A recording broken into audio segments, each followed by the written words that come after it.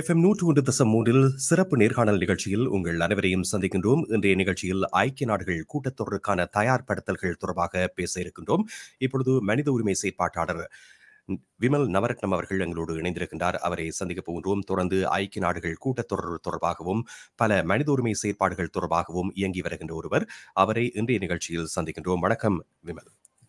வணக்கம் ராம் பிரசாந்த் மற்றும் CMR Tamil FM நேயர்களுக்கும் வணக்கம். ஆமாம், ஐக்கிய நாடுகள் கூட்டத்தொடர் மிக முக்கியமாக இந்த தடவை பார்க்கப்படுகின்ற ஒன்றாக இருக்கின்றது. ஈழத்தமிழர் விடயத்தில் ஐக்கிய நாடுகள் சபையினூடாக எவ்வாறான நீதி பொறிமுறையை உருவாக்க முடியும், அதன் மூலமாக எவ்வாறு பாதிக்கப்பட்ட மக்களுக்கு தீர்வுகளை பெற முடியும் என்பது தொடர்பாக பலரும் சிந்தித்து வருகின்ற நிலையில் பல்வேறு செயற்பாடுகள் கடந்த காலத்திலும் மேற்கொள்ளப்பட்டாலும் அவை காத்திரமான முறையில் மேற்கொள்ளப்பட்டதா என்ற கேள்வி ஈழத்தமிழர்கள் மத்தியில் தொடர்ந்து இருக்கின்ற ஒரு சூழலில் உலக ஒழுங்கில் பல்வேறு மாற்றங்கள் ஏற்பட்டிருப்பதை பார்க்கக்கூடியதாக இருக்கின்றது. இவ்வாறு பாதிக்கப்பட்ட இனங்களுக்கான பல்வேறு நீதிமன்ற முடிவுகள் ஒரு திருப்தியை அளிக்கக்கூடிய வகையில் தொடர்ந்து உலக மட்டத்தில் வெளிவந்து கொண்டிருக்கின்ற நிலையில் தென்னாப்பிரிக்கா முன்னெடுத்திருக்கின்ற இஸ்ரேல் விவகாரம் தொடர்பாக பார்க்கின்ற பொழுது அதனூடாக இப்பொழுது கொடுக்கப்படுகின்ற அழுத்தங்கள் ஏன் ஈழத்தமிழர்கள் விடயத்திலும் பயன்படுத்தப்படக்கூடாது என்ற கேள்வி எழுந்திருக்கின்ற நிலையில்தான் இந்த இரண்டு கூட்டத்தொடர் தொடர்பாக முக்கியமாக கவனம் செலுத்தப்படுகின்றது. இம்முறை நடைபெற இருக்கின்ற ஐக்கிய நாடுகள் கூட்டத்தொடரின் உடைய முக்கியத்துவம் பற்றி குறிப்பிடுங்கள். இதில் ஈழத்தமிழர்களுடைய பங்களிப்பு எப்படி இருக்க வேண்டும்? உங்களுடைய அமைப்பினூடாக நீங்கள் எவ்வாறான விடயங்களை செய்து வருகின்றீர்கள்? அது பற்றி குறிப்பிடுங்கள். நிச்சயமாக நன்றி அந்த கேள்வி கேட்டமைக்கு. முதலாவதாக இன்று இந்த ஜூன் மாதம் வர இருக்கின்ற மனித உரிமை சபை கூட்டத்தொடர் மிக முக்கியமானதாக கருத வேண்டி இருக்கின்றது. ஏனெனில் கடந்த 17ஆம் தேதி ஐக்கிய நாடுகள் மனித உரிமை உயர்ஸ்தானி அலுவலகத்தால் வெளியிடப்பட்ட அறிக்கையில் 5 முக்கியமான விடயங்களை குறிப்பிடப்பட்டிருக்கிறது. 5 முக்கியமான விடயங்கள் குறிப்பிடப்பட்டிருக்கிறது. இப்ப நாங்க பேச போற விடயம் ஏன் இந்த கூட்டத்தொடர் எங்கள் இலங்கை தமிழர்களுக்கான நீதிக்கான போராட்டத்துக்கு ஏன் முக்கியமானது என்பதற்கான பதிலாக இது இருக்க வேண்டும் என்பது என்னுடைய நோக்கம். அப்ப அந்த வகையில் முதலாவதாக காணாமலாக்கப்பட்டோருக்கான நீதி வழங்கப்பட்டதாக அங்கு கருதப்பட்டுள்ளது. முதலாவது நாங்கள் தமிழர் தரப்பிலிருந்து முதலாவதாக அவதானிக்கப்பட வேண்டிய ஒரு முக்கிய புள்ளி அந்த அறிக்கையில். இரண்டாவது, உலகளாவிய மீளாய்வு அறிக்கை, இலங்கைக்கான உலகளாவிய மீளாய்வு அறிக்கை UPR ரிப்போர்ட்னு சொல்லுவாங்க, யூனிவர்சல் பீரியோடிக் ரிவ்யூ ரிப்போர்ட்டில் 13 பரிந்துரைகள் இலங்கை அரசினால் ஏற்றுக்கொள்ளப்பட்டு இந்த வருடம் 2024ஆம் ஆண்டு ஏப்ரல் மாதம் அதை சரி செய்வதாக உறுதி செய்த அந்த நடவடிக்கை நடைபெறவில்லை என்பதை இந்த அறிக்கையில் வெளிவந்திருக்கிறது. மிகவும் முக்கியமான ஒரு விடயம். இரண்டாவது. மூன்றாவது இம்பியூனிட்டி, அதாவது போர்க்குற்றம், இனப்படுகொலை போன்ற குற்றங்களில் ஈடுபட்டிருப்பவர்களுக்கான பாதுகாப்பு, அரச தரப்பு பாதுகாப்பு நிறுத்த வேண்டும் என்றும் அவர்களை முன்னிறுத்த வேண்டும் என்றும், முன்னிறுத்த என்பது குற்ற கூண்டில் முன்னிறுத்த வேண்டும் என்ற ஒரு கோரிக்கையும் அங்கு வைக்கப்பட்டது. மிக முக்கியமாக அங்கு இன்னொரு விடயமாக குறிப்பிடப்பட்டிருக்கிறது ஈஸ்டர் பாம்பிங். அது ஒரு சர்வதேச கலப்பு விசாரணையோ அல்லது ஒரு சர்வதேச விசாரணை வேணும் என்றதை அங்க கூறப்பட்டது. ஆனால் அதே நேரத்தில் அதுக்கு கீழே இலங்கையில் இருக்கக்கூடிய எம்ப்ளமேட்டிக் கேசஸ் என்ற அதுல ஒரு விஷயம் கூறப்பட்டிருக்கிறது. அதாவது இலங்கைக்கு எதிரான அடையாள வழக்குகளோடு இந்த ஈஸ்டர் பாம்பும் ஒரு சர்வதேச பொறிமுறை மூலம் அதை விசாரிக்க வேண்டும் என்ற ஒரு முக்கிய விடயம் அங்கே வந்திருக்கின்றது. இப்போ தமிழர் தரப்புல ஏன் இந்த ஜூன் மாதம் நான் முக்கியம் சொல்றேன்னு சொன்னா, இந்த கூட்டத்தொடர் இதிலே வெளிவந்திருக்கக்கூடிய எமக்கு சாதகமான எமக்கு பாதகமான விடயங்களை ஆராய்ந்து அதற்கான செயற்பாடுகளையும் அதற்கான பதில்களையும் பதிவு செய்ய வேண்டிய கடமை தமிழர் மத்தியில் இருக்கிறது. எமது நீதிக்கான போராட்டத்துக்கு அது ஒரு முக்கியமான தேவை என்பதால் வேறுபாடுகளை விட்டு எல்லோரும் இணைந்து இந்த கூட்டத்தொடரை கையாள வேண்டும் என்பது என்னுடைய முக்கியமான. ஆமா, மிக முக்கியமான விடயங்கள் பற்றி குறிப்பிட்டிருக்கின்றீர்கள். அந்த அறிக்கையில் குறிப்பிட்ட விடயங்களாக அவை இருக்கின்றன. இதே நேரத்தில் பாதிக்கப்பட்ட மக்கள் நம் மத்தியில் பலரும் இருக்கின்றார்கள். அவர்கள் எவ்வாறு இந்த ஆவணப்படுத்தல்களில் தங்களை ஈடுபடுத்திக் கொள்வது? தனிப்பட்ட ரீதியில் அவர்கள் ஒன்றிணைய வேண்டுமா, அல்லது அமைப்பு ரீதியிலாக ஒன்றிணைய வேண்டுமா, அல்லது ஒரு குறிப்பிட்ட இடத்திற்கு தங்களுடைய முறைப்பாடுகளை அவர்கள் தெரிவித்து அதனூடாக ஆவணப்படுத்தல்களை மேற்கொள்ள வேண்டுமா? இது எவ்வாறான வகையில் மேற்கொள்ளப்பட வேண்டும் என்று நீங்கள் கருதுகின்றீர்கள்? ஆவணப்படுத்தல் முக்கியமான கேள்வி. ஆவணப்படுத்தல் என்ற வகையில் நீங்க குறிப்பிட்ட 4 வகையிலும் அவர்களுடன் கையளிக்கலாம். முதலாவது, நாங்கள் கீழே இருந்து போவோமாக இருந்தால் நாங்கள் வீட்டில் இருந்து கொண்டே அந்த புகார் அளிக்கலாம். அதை சொல்றது ஆன்லைன் ரிப்போர்ட்டிங். ஆன்லைன் ரிப்போர்ட்டிங் அந்த இணையதளம் மூலம் தனிப்பட்ட ரீதியில் அவர்கள் புகார் அளிக்கலாம். அந்த புகார் மனித உரிமை மீறல்கள் மட்டுமல்ல, போர்க்குற்றமாக இருந்தாலும் சரி, அல்லது அந்த நபர் தான் இனப்படுகொலையால் பாதிக்கப்பட்டவர் என்றாலும் சரி, பாதிக்கப்பட்டவர் அனைவரும் அந்த முறையை செய்து கொள்ளலாம். சரி, அவர்கள் எவ்வாறான அத்தாட்சியை இந்த விண்ணப்பத்தில் சமர்ப்பிக்க வேண்டும்? ஏனென்றால் தனிப்பட்ட ரீதியில் ஒருவரும் தெரிவிக்கின்ற பொழுது சிலரிடம் இது தொடர்பான ஆவணங்களை கையளிப்பதற்கு போதிய ஆவணங்கள் கையில் இல்லாமல் இருக்கலாம். எந்த வகையில் அவர்கள் இதனை உறுதிப்படுத்திக் கொள்வது? தான் இந்த போரினால் பாதிக்கப்பட்டேன் என்பதனை உறுதிப்படுத்துவதற்கு என்னென்ன விடயங்களை அவர்கள் ஒரு அத்தாட்சியாக சேர்க்க வேண்டும்? நான் பார்த்த பாதிக்கப்பட்டோர்களின் ஆவணங்களில் அவர்கள் காணாமலாக்கப்பட்ட காலங்களில் அந்த இடத்தில் இருக்கக்கூடிய அந்த நேரத்தில் இருந்த அதிகாரிகளிடம் புகார் அளித்த ஒரு துண்டு இருக்கும் கட்டாயம். முதலாவது அது கட்டாயம் இருக்க வேண்டும். எந்த இடத்தில் காணாமலாக்கப்பட்ட, எந்த நேரம், அந்த காலம், அது தேவை கட்டாயம். அப்படியான விவரங்கள் தேவை. சிலரிடம் அது கையால எழுதி வச்சிருக்கணும். ஆனா அப்படியான கட்டங்கள்ல நாங்கள் அதை உறுதிப்படுத்துறதுக்கு அஃபிடேவிட் எடுத்து அதை செய்யலாம். இது உண்மையானது என்று சொல்லி செய்யலாம். பல வழிகள் இருக்கின்றது. முதலாவது. இரண்டாவது அந்த காணாமலாக்கப்பட்ட நபரின் அடையாள அட்டைகள் அல்லது அவருடைய பிறப்பு சான்றிதழ்கள் தேவை. சரியா? இதெல்லாம் சாதாரண விஷயங்கள். மற்றது அவருடைய பாடசாலை பத்திரங்கள் ஏதாவது இருந்தால் பாவிக்கலாம். அப்படி அவர் சம்பந்தப்பட்ட விடயங்களும் தேவை. இரண்டாவது அங்க இலங்கையிலேயோ அல்லது காணாமலாக்கப்பட்ட அந்த பிரதேசத்திலேயோ பொறுப்பா இருக்கக்கூடிய அதிகாரிகளிடம் புகார் அளித்த ஒரு ஆதாரம் நிச்சயமாக தேவை. அது ஏன் நம்ம சொல்லணும், அது கட்டாயம் நிச்சயமாக தேவை. இரண்டாவது இந்த நபருக்கு அந்த சமர்ப்பிக்கிற விடயத்தை கையாளும் போது இன்னொரு நபர் அவருக்கு அல்லது ஒரு அமைப்பு உதவி செய்யும் பட்சத்தில் அந்த நபர் இவர்கிட்ட இருந்து, அந்த பாதிக்கப்பட்ட நபர்கிட்ட இருந்து ஒரு அஃபிடேவிட் வாங்கி கையெழுத்து விட்ட பின்பு அவர் அதை சமர்ப்பிக்கலாம். சரியா? தனிப்பட்ட ரீதியிலையும் செய்யலாம். காணாமலாக்கப்பட்டவர்கள் தொடர்பாக இப்பொழுது குறிப்பிட்டிருக்கிறீர்கள். ஆனால் இந்த போர் என்பது பல்வேறு வடுக்களை பலருக்கும் ஏற்படுத்தி இருக்கின்றது. இதில் பாதிக்கப்பட்டவர்கள் பல வகையிலும் இருக்கிறார்கள். குறிப்பாக காயமுற்றவர்கள் இருப்பார்கள், அங்கவீனம் அடைந்தவர்கள் இருப்பார்கள், இதை தவிர தங்களுடைய சொந்தங்களை இழந்தவர்கள் இருப்பார்கள். அவர்கள் எவ்வாறு இந்த ஆவணப்படுத்தலில் ஈடுபட்டுக் கொள்ளலாம்? அவர்கள் என்னென்ன விடயங்களை சமர்ப்பிக்க வேண்டும் என்றால், ஒருவர் தன்னுடைய உறவினரை இழந்திருந்தால் கூட அவரும் இந்த அத்தாட்சிப்படுத்தலில் இணைத்துக் கொள்ளப்படலாமா? நிச்சயமா அவர்கள் தான் முக்கியமான சாட்சிகள். ஆனா இப்ப காலையில் நான் ஒரு கூட்டத்தில் இருந்த பொழுதும் இதை பற்றி பேசியிருந்தார்கள்.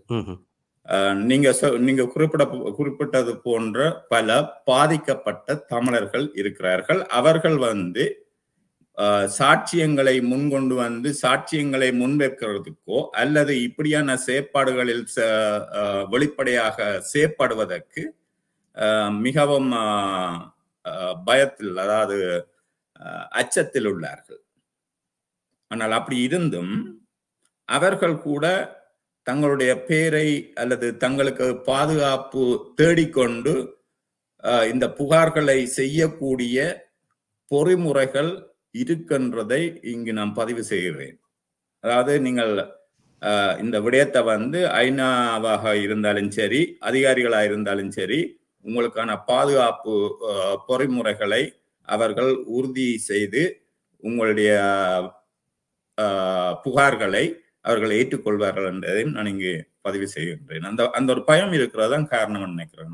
சரி, இம்முறை இந்த வருடத்தில் 2 கூட்டத்தொடர் நடைபெற இருக்கின்ற நிலையில் அதனுடைய முக்கியத்துவம் பற்றி நீங்கள் குறிப்பிட்டிருக்கின்றீர்கள்.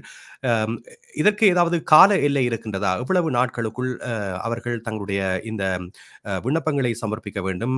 அது தொடர்பான விவரங்களை எமது நேயர்களுக்கு கூறுவீர்களா? நிச்சயமாக. நான் இந்த 2வது கூட்டத்தொடரின் முக்கியத்துவத்தையும் கூறிவிட்டு அதன் ட்ரெண்டுக்கு நாங்கள் எது செய்யலாம் என்பதை கூறுவதற்கு என்னை அனுமதியுங்கள் ப்ளீஸ். ஆமா. இந்த 2வது கூட்டத்தொடர் வந்து செப்டம்பர் மாதத்தில் வரப்போற ஒரு கூட்டத்தொடர். நாங்க எல்லாரும் கேள்விப்பட்ட ஒரு ரெசல்யூஷன், ஒரு மனித உரிமை சபையினால் 2021 வெளியிடப்பட்ட 46/1 46/1 முக்கியமாக கவனித்துக் கொள்ளுங்க. 46/1 இந்த முக்கிய கோர் குரூப்னால ஸ்பான்சர் பண்ணப்பட்டது. அதுல முக்கியமான நாடு ஒன்று கனடா. இவையெல்லாம் அந்த 46/1 வந்து ஸ்பான்சர் பண்ண நாடுகள், கோர் குரூப் சொல்றோம். அதுல யூகேயும் இருக்குது. இந்த ரெசல்யூஷன் வந்து 2024 இந்த வருடம் செப்டம்பர் மாதம் காலாவதியாகிறது. ஆனால் அந்த 46/1 தான் 2021 former பிரசிடென்ட் கோத்தபாய ராஜபக்ச வந்து அந்த இடத்துல அந்த 46/ல இருந்து தன்னை விலக்கி கொண்டவர்கள். இலங்கை விலகி கொண்டது முக்கியமாக நாங்கள் அவதானிக்க வேண்டியது. இப்ப அந்த 46/1 என்ன வடிவில் இது அதாவது திருப்பி அதை ரினியூ பண்ண போயிடுமா, அதை விட இன்னும் வீரியமா இருக்க போறதா அல்லது தளர்வா இருக்க போறதா என்பது வந்து எனக்கு உண்மையா தெரியாது. ஆனால் இப்ப நான் இந்த 2 கூட்டத்தொடரையும் எமது மனித உரிமை நிபுணர்களோ அல்லது அமைப்புகளோ மிகவும் அவதானிச்சு கையாள வேணும் என்றதை நான் இங்க பதிவு செய்ய வேண்டும். அதுதான் அந்த 2வது முக்கியத்துவம். அடுத்த கேள்வியை நாங்கள் இதுல இருந்து போலாம். ஆமாம், இதற்கான கால எல்லை என்பது தொடர்பாக கேட்டிருந்தேன். விண்ணப்பங்களை சமர்ப்பிக்க ஏதாவது கால எல்லை இருக்கிறதா? விண்ணப்பங்களுக்கு அதாவது எழுத்து மூல அறிக்கை என்பது ஒவ்வொரு கூட்டத்தொடர் வரும் பொழுதும் இந்த கூட்டத்தொடருக்கு 2 வாரங்களுக்கு முதல் அந்த சமர்ப்பிக்கும் காலாவதி முடிந்துவிடும். ஆகையினாலே இப்ப இந்த ஜூனுக்கு வார கூட்டத்தொடருக்கான எழுத்து மூல அறிக்கைக்கான காலாவதி முடிந்து விட்டது. ஆனால் அது முடிந்து விட்ட என்ற அர்த்தம் வந்து நீங்கள் அந்த கூட்டத்தொடரில் சமர்ப்பிக்க முடியாது உள்ளுள். ஆனால் நீங்க வேறு இடங்களுக்கு சமர்ப்பிக்க முடியும். இது தொடர்பாக பலருக்கும் பல்வேறு கேள்விகள் இருக்கும். இந்த கூட்டத்தொடரில் தங்களுடைய ஆவணப்படுத்தல்களை மேற்கொள்ள அவர்கள் விரும்பி இருப்பார்கள். ஆனால் அவர்களுக்கு இதனை எவ்வாறு செய்வது என்று தெரியாமல் இருக்கும். அவர்களுக்கு ஏதாவது ஆலோசனைகளை வழங்கக்கூடிய தமிழர்கள் அமைப்புகள் இருக்கின்றனவா? தமிழ் அமைப்புகளின் ஊடாக அவர்களுக்கான உதவிகள் வழங்கப்படுகின்றனவா? இது பற்றி குறிப்பிடுகிறீர்களா? நிச்சயமா. எனக்கு தெரிந்த வரையில் வந்து ஏபிசி தமிழொலி, இப்ப நான் இருக்கக்கூடிய அமைப்புல கூட அப்படியான செயற்பாடுகளுக்கான வழிமுறைகள் இருக்கின்றன. இளைஞர்கள் இருக்கிறார்கள், வழி நடத்துவார்கள். அதே போன்று பிரான்ஸ்ல பாரதி என்ற ஒரு அமைப்பு, மற்றது அது போன்று இன்னும் ஒரு 4-3 அமைப்பு இருக்குது. இது மட்டுமல்ல, கனடாவில் வந்து பேர்ல் என்ற ஒரு அமைப்பு இருக்குது. அமெரிக்கா சார்ந்த அமைப்பு, அவர்களும் தமிழ் அமைப்பு தான். அவர்களுக்கும் அந்த தகுதி இருக்கிறது, இதை சமர்ப்பிக்கக்கூடிய தகுதி அவர்களிடம் இருக்கிறது. மற்றது ஏனைய அமைப்புகளோட நீங்க தொடர்பு கொள்ளலாம். அவர்கள் சில வேளையில வேற வசதிகளை வச்சிருக்கலாம், எனக்கு தெரியாம இருக்கலாம். நீங்க அவர்களையும் அணுகி பார்க்கலாம். ஆனா இப்படியான தேவைகளுக்கு வந்து நீங்க எங்களையும் அணுகலாம். ம்ஹ்ம். ஆகவே உங்களுடைய அமைப்போடு தொடர்பு கொள்ள வேண்டுமென்றால், எவ்வாறு இந்த நிகழ்ச்சியினை கேட்டுக்கொண்டிருப்பவர்கள் தொடர்பு கொள்ள வேண்டும்? அதனூடாக எவ்வாறான விண்ணப்பங்களை சமர்ப்பிக்கலாம் என்பதனையும் அவர்கள் அறிய ஆவலாக இருப்பார்கள். ஆகவே உங்களுடைய அமைப்பு பற்றிய தொடர்புகள் குறித்த விவரங்களை இந்த நேரத்தில் தெரிவிப்பீர்களா? நிச்சயமா, நிச்சயமா. என்னுடைய அ அ தனிப்பட்ட தொலைபேசி எண்ணை தருகின்றேன். 416 399 3449 விமல் நவரத்னம். நான் கூடுதலாக மின்னஞ்சல் மூலம் அ தொடர்பு கொள்வதை விரும்பிக் கொள்வேன். அந்த வகையில் தமிழ் ஒலி கனடா TAMIL தமிழ் ஒலி கனடா CANADA @gmail.com tamilolicanada@gmail.com. ஆரம்பத்தில் விமல் நீங்கள் பல விடயங்களை குறிப்பிட்டீர்கள். ஆனால் இந்த ஆவணப்படுத்தலில் எவ்வாறு அவர்கள் தங்களில் ஆவணங்களை சமர்ப்பிக்க வேண்டும் என்பது தொடர்பான பல்வேறு வழிமுறைகள் ஐக்கிய நாடுகள் சபையினூடாக வெளிப்படுத்தப்பட்டிருக்கின்றது. குறிப்பாக தங்களுடைய ஆவணங்களை எவ்வாறு அவர்கள் சமர்ப்பிக்க வேண்டும் என்பதற்கு உங்களுடைய பதில் என்னவாக இருக்கும்? குறிப்பாக அவர்கள் காணொளி பதிவுகள் மூலமாக கூட இந்த ஆவணங்களை மேற்கொள்ளலாம் என்பதை அறிந்திருக்கின்றோம். அந்த விடயங்களை குறிப்பிடுவீர்களா? சரி. அங்கே தொடர்ந்து செல்வதற்கு முன்பு இந்த திகதிகளை நாம் குறித்து கொண்டு செல்வோம். இந்த முதலாவது 56வது கூட்டத்தொடர், மனித உரிமை பேரவையின் 56வது கூட்டத்தொடர் ஜூன் மாதம் 18ஆம் தேதி 2024 ஆரம்பித்து ஜூலை 12, 2024 வரை நடைபெறும். அதாவது ஜெனீவாவில் மனித உரிமை சபை கூட்டத்தொடர் ஜூன் 18 ஆரம்பமாகி ஜூலை 12 வரை சென்றோம். முதலாவது.